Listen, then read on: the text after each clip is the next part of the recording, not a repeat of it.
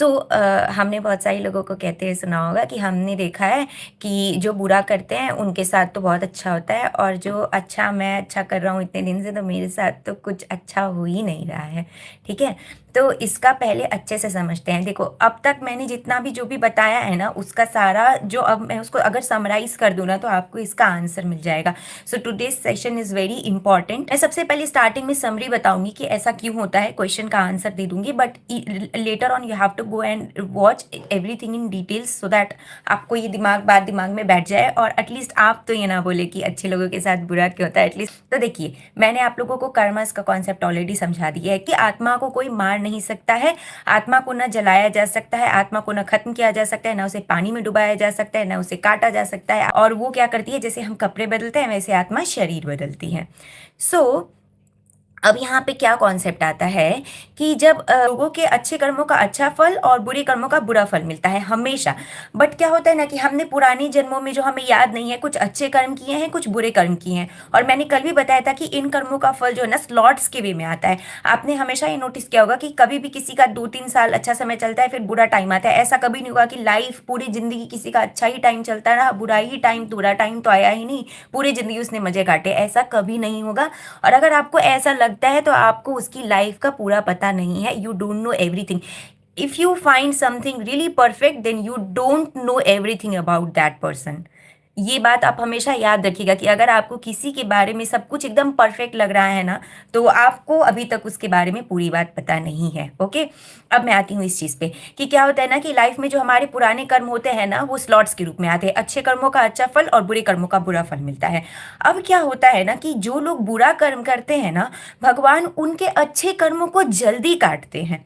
बस इसको एकदम याद रखिएगा कि जो भी लोग बुरा कर्म करते हैं ना, अगर उनके साथ अच्छा हो रहा है, उनके साथ अच्छा इसीलिए हो रहा है क्योंकि उनका पुराना जो अच्छा किया हुआ कर्म है ना, वो कट रहा है। और जैसे ही वो कर्म कट जाएगा ना, उसके बाद उनको ना कोई बचाने वाला नहीं होगा, क्योंकि उनका पूरा स्टॉक खत्म हो गया है। अभी मैं इसका एक बहुत अच्छा एग्जाम्पल दूंगी, बस आप जस्ट इसको इतना समझिए। और जो लोग बहुत अच्छा कर्म कर रहे हैं ना, भगवान में लगे हुए हैं, और मतलब वैसे इन जनरल भी लोगों के साथ अच्छा काम कर रहे हैं, उनका क्या होगा ना, उनका बुरा कर्म पहले कटता है।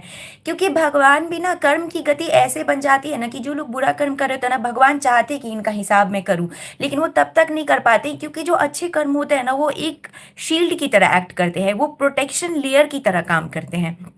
अब मैं वन बाय वन एक एक चीज को एक्सप्लेन करूंगी कि मैंने अभी क्या एक्सप्लेन किया है। सबसे पहले, अच्छे कर्मों का अच्छा फल होता है, बुरे कर्मों का बुरा फल होता है। ठीक है, और अब मैं इसका एक प्रूफ दूंगी आप लोगों को। आप सब ने महाभारत की वो स्टोरी सुनी होगी जिसमें अर्जुन का जब रथ का पहिया फंस गया था, और भगवान कृष्ण अर्जुन के रथ पे, सॉरी, कर्ण कर्ण के रथ का पहिया फंस गया था, और भगवान कृष्ण और अर्जुन उनको मारने वाले थे। मतलब ये एक लास्ट वाली स्टोरी में है।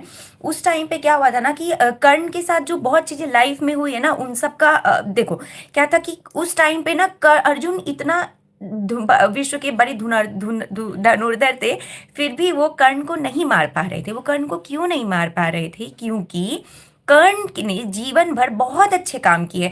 उसने जीवन भर दान किया, उसने जीवन भर बहुत लोगों का बहुत अच्छा किया है। बस ऐसा समझिए कि उसने जीवन भर जो दान पुण्य किया है ना, और लोगों की जो सेवा की, इसके वजह से धर्म की देवी, उसके अच्छे कर्मों का स्टॉक बहुत ज्यादा था। तो धर्म की देवी उसको प्रोटेक्ट कर रही थी कि I will not let this person die, and I will not let anything bad happen to this person. Even if अगर भगवान भी इसके ऑपोजिशन में खड़े हैं ना, तो जो उसके अच्छे कर्म है ना, वो उसको प्रोटेक्ट कर रहे थे उस टाइम पे।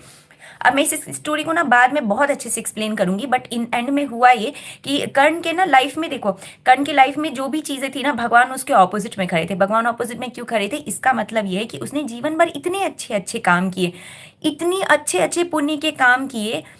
हेलो एवरीवन, राधे राधे ऋषिका जी, राधे राधे विंसेंजो जी, हेलो हेलो। सो क्या हुआ, sorry if I am pronouncing your name incorrect. या उसके बाद जो भगवान ने, मतलब जो कर्ण ने इतने अच्छे काम किए थे जीवन भर, फिर भी भगवान ने कर्ण का साथ नहीं दिया। उसके पास पुण्य का इतना बड़ा स्टॉक था, फिर भी भगवान ने कर्ण का साथ नहीं दिया। इसका एक बहुत बड़ा रीजन है, आप लोगों को समझना चाहिए कि कर्ण ने बस एक गलती की थी। उसने ये गलती की थी कि उसने अधर्म का साथ दिया था, उसने गलत का साथ दिया था। तो ये बात है, मैंने ये बात पहले भी एक्सप्लेन की है कि बुराई की अच्छाई की सत्ता, मतलब आपकी सत्ता चाहे कितनी भी बुरी हो, लेकिन अगर एक बार आप कोई गलत का साथ करके देखते हो होना, तो उसके बाद क्या होता है ना कि वो खत्म हो गए, मतलब कर्ण कर्ण का जो कर्ण ने ना दुर्योधन का साथ दिया और जो गलत के पक्ष में था। तो इससे ना क्या हुआ कि आप हम लोगों को क्या सीखने मिलता है कि हम चाहे भले ही कितने अच्छे हों, हमारे अपने कर्मास कितने अच्छे हैं, but we have to always keep in mind and always keep in check कि हमारी संगति किन लोगों के साथ में, बिकॉज इन दी एंड ना उनका असर हमारे जीवन पे ज़रूर पड़ता है। तो ये देखो, धर्म के जो भी चीज़ें हैं ना, एक एक स्टोरी आपको कुछ सिखाएगी। It's very important to learn from everything, and if you are not able to learn, then try to find a meaning in everything, because there is always a lesson to learn. Okay. Yeah yes, Lakshmi ji, you are right. ऐसा हुआ था कि कर्ण, अब देखो कर्ण के पास इतना सारा stock था, बट स्टिल उसने इतने मतलब गलत का साथ दिया जो भी था। अब देखो कर्ण तो गलत कर रहा था ना, अर्जुन भी ऐसा सोचना चाहिए था कि यार ये तो इतना गलत, सॉरी, मतलब आई मीन ये तो इतना गलत कर रहे हैं कर्ण, बट देखो अभी भी हम नहीं मार पा रहा हूँ, इसके साथ क्यों अच्छा हो रहा है। कर्ण को भी, अर्जुन भी सोच सकते थे ना ऐसा। तो इसका उस पॉइंट पे भी धर्म की देवी कर्ण की रक्षा करी थी, क्योंकि उसके पास अभी कर्मों का, अच्छे पुण्यों का संचय था। तो अब कैसे कैसे उनको मारना पॉसिबल हो पाया। भगवान कृष्ण जानते थे कि ये दान करने में माहिर है, अगर मैं इसे जो भी मांगूंगा वो दे देंगे। देखो कर्ण ने अपना सुरक्षा कवच भी दान कर दिया, मतलब उनके पास कवच कुंडल जो भी होता है ना, कोई अगर उनसे कुछ भी मांगे वो दान कर देते थे। तो उनको, कर्ण को ये बात पता थी कि ये चीज जो है ना मेरी प्रोटेक्शन, मेरा जो धर्म अच्छा पुण्य कर्म है ना, वो मेरी प्रोटेक्शन शील्ड की तरह काम कर रहा है, बट स्टिल उन्होंने ये जो चीज थी ना कि उन्होंने वो भी दान दे दी। जैसे ही भगवान कृष्ण आए हैं ब्राह्मण के रूप में, और उन्होंने उनसे उनका धर्म मांग लिया है। अब जैसे ही उन्होंने अच्छे कर्म उनसे मांग लिए हैं ना, वैसे ही भगवान कर्ण अब बिल्कुल प्रोटेक्शन से उन पे से सारी प्रोटेक्शन हट गई है, and then only it was possible to kill करना through by Arjuna. So this is what the all, this is how अच्छे कर्म जो होते हैं हमेशा हम लोगों को प्रोटेक्ट करते हैं, तो बुरे लोगों को हमेशा उनके अच्छे कर्म प्रोटेक्ट करते हैं। और अभी जो ये कर्ण की स्टोरी है ना, इसमें बहुत चीज़ें इन्वॉल्व हैं कि कैसे उनके 2-3 श्राप थे जो उस टाइम पे फ्रुक्टिफाई हो गए, कि उनके गुरु ने उनको श्राप दिया था कि तुम्हारा जो ज्ञान है तुमको सबसे पीक पॉइंट पे याद नहीं आएगा।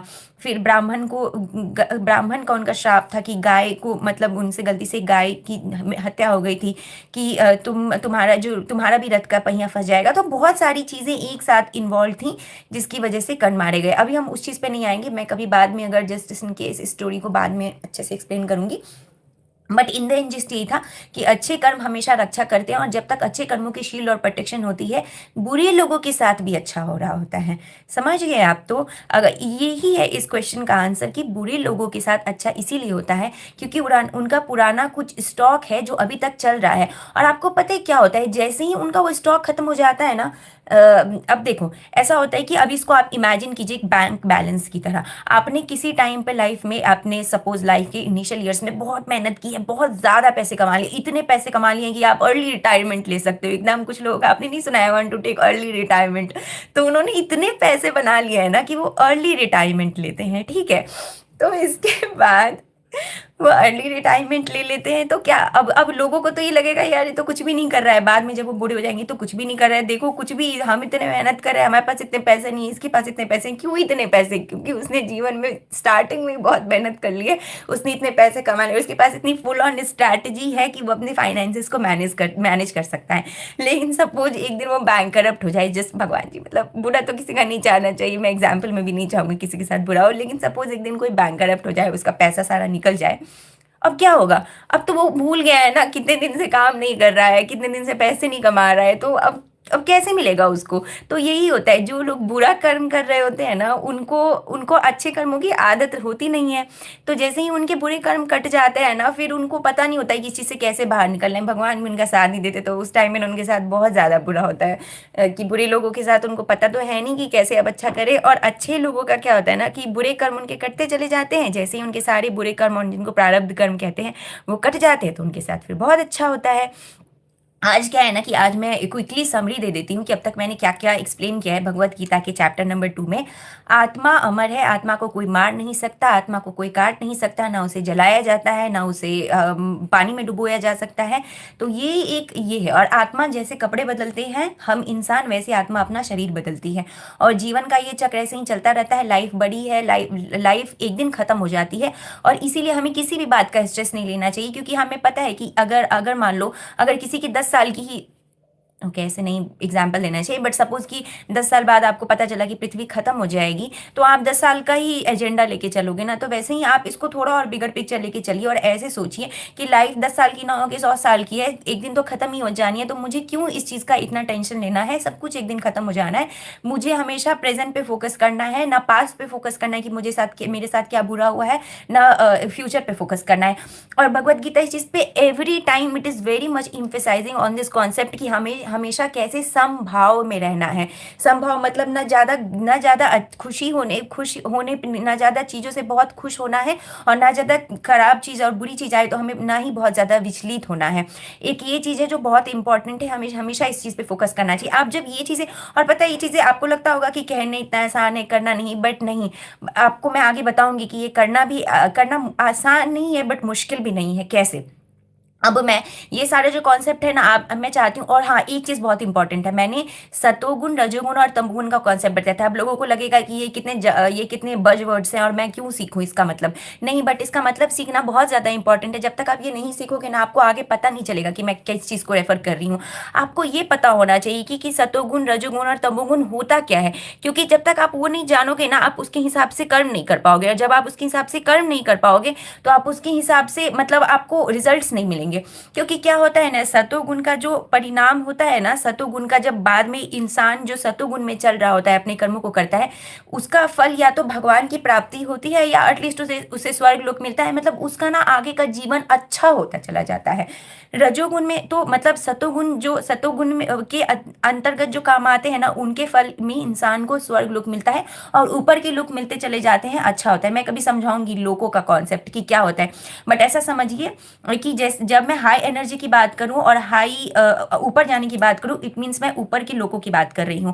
मैं बीच की बात करूं तो मैं मृत्यु लोक यानी मनुष्य लोक की बात कर रही हूँ, और जब मैं नीचे की चीज़ों की बात करूँ, नीचे के कर्मों की बात करूँ, मैं तमोगुण की बात करूँ, तो मैं नीचे के लोगों की बात कर रही हूँ, और जो कि नेगेटिव चीज़ें होती हैं। बस इतना याद रखिएगा, सतोगुण मीन्स पॉजिटिव, रजोगुण is a bit neutral and mixture of everything, and then तमोगुण इज समथिंग नेगेटिव। ओके, तो अब आते हैं, तमोगुण का जो फल होता है लोगों को स्वर्ग मिलता है, रजोगुण के फल के अनुसार लोगों को मनुष्य लोक मिलता है, क्योंकि उनको भोगना है, तो भोगने की जो है वो अच्छा या बुरा कर्म का भोगने का लोक यही है। और फिर तमोगुण का जो फल होता है वो नीचे होता है, मतलब पाताल लोक, या फिर क्या था वो, स्वर्ग, हाँ नर्क, नर्क, और वो निगेटिव इफेक्ट होता है। तो आप लोगों को ये समझना चाहिए, ठीक है। अगर आपका कवच को न चला जाता तो अधर्म जीत जाता है, स्टिल करने से भी ज़्यादा। Yes you are right, yes you are right Lakshya ji, yes you are right. अब हम आते हैं इस बात पे कि अब हम आते हैं इस बात पे कि क्या हम सॉरी, अभी थोड़ा मैंने कमेंट पढ़ा तो मेरा जरा फ्लो चला गया। हाँ, तो इन इतना आपको समझ आ गया, सतोगुण रजोगुण और तमोगुण। अभी आप इसको ना अच्छे से, अब देखिए, सतोगुण में ना सबसे पहले हमारा आहार बहुत इंपॉर्टेंट होता है। आज मैंने जितने भी अभी तक के पीछे के सेशंस लिए थे ना, मैं चाहती हूँ कि उनका मैं थोड़ा थोड़ा समरी दे दूँ, जिससे अगर आपने पूरा सेशन नहीं भी देखा है तो आपको थोड़ा रिविजन मिल जाए, फिर आगे बढ़ेंगे। या फिर मैं कर लेती हूँ समरी, ठीक है, कभी और लेती हूँ। अभी बस इतना ही समझिए कि ये कॉन्सेप्ट होता है। हाँ, एक इंपॉर्टेंट चीज़ है जो आज मैं एक्सप्लेन कर दूँ, जो मैं आगे बताऊंगी, कि अब हम कैसे जाने, हम कैसे मतलब जो ये भगवत गीता की चीज़ें हैं ये तो मुश्किल है ना। ऐसा कर अर्जुन ने भी पूछा था कि भगवान जो ये आप बता रहे हो ना चीज़ें, ये इज़ बियॉन्ड परफेक्ट है, और हम इंसान है, हमारा मन तो भागता रहता है हर जगह। हम कैसे ये सब चीज़ें अपने लाइफ में इनकलकेट करें, और हम कैसे इनको अडेप्ट करें इन सब चीज़ों से। तो इस पर भगवान श्री कृष्ण ने बोला है कि देखो, लाइफ में चीज़ें मुश्किल ज़रूर है, मुझे पता है, और मनुष्य का जो मन है ये भागता रहता है, लेकिन आप क्या करो ना कि आप कॉन्टिन्यूअस इस चीज़ को प्रैक्टिस करना पड़ेगा। तो भगवान श्री कृष्ण इस बात पे बहुत ज़्यादा जोर देते हैं कि हमें सतत अभ्यास करते रहना होगा। हम हमेशा अभ्यास, जब हम हमेशा अभ्यास में रहता है ना, practice makes a man perfect. तो आप रोज़ थोड़ा थोड़ा किसी चीज़ को अपनी लाइफ में अडेप्ट करें तो वो आपकी लाइफ का एक पार्ट बन जाती है। तो मैंने कल भी बताया कि हमें क्या अडेप्ट करना है, हमें ग्रैटिट्यूड अडेप्ट करना है अपनी लाइफ में, gratitude, forgiveness, acceptance and hope, ये 4 चीज़ें हैं जो मैंने कल बहुत अच्छे से एक्सप्लेन की हैं, इनको हम अडैप्ट करना है। ग्रैटिट्यूड की भगवान जी आई एम वेरी थैंकफुल, मेरी लाइफ में कुछ बुरा भी हो रहा है but I am very thankful, क्योंकि मुझे पता है कि लाइफ में हमेशा कुछ अच्छा भी होता है। इसके बाद एक्सेप्टेंस की, अगर कुछ बुरा हो गया कुछ अच्छा हो गया कोई बात नहीं, I am going to accept it. Third thing is forgiveness, कि अगर हमारे साथ किसी ने कुछ बुरा भी किया तो I am going to forgive the person. And fourth thing is hope, कि हमारे साथ आज बुरा हुआ है लेकिन कल हमें कुछ अच्छा होगा। लाइफ इज चेंजिंग, सो बुरा अच्छा चलता रहता है। बट इन सब चीज़ों के बीच में हमें अभ्यास करना है कि हम हमेशा भगवान को याद करें। और भगवान इस चीज़ को हमेशा इम्फेसाइज भी करते हैं कि आप हमें कैसे ये कर्मों के जाल से बच सकते हैं और ये माया में नहीं फंस सकते हैं। आप जो भी कर्म करते हैं आप हमें उसको पहले तो हमें अभ्यास करना है कि हम हमेशा भगवान को अपनी लाइफ का पार्ट बनाएं। हम जो भी काम करते हैं उन उसका श्रेय और उसके लिए हम भगवान को थैंकफुल रहें।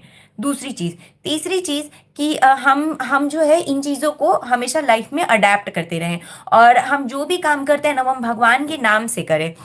और इसको मैं आगे आगे एक्सप्लेन करूंगी कि कैसे ये सब हम भक्ति मार्ग के थ्रू अपनी लाइफ में ऐड कर सकते हैं।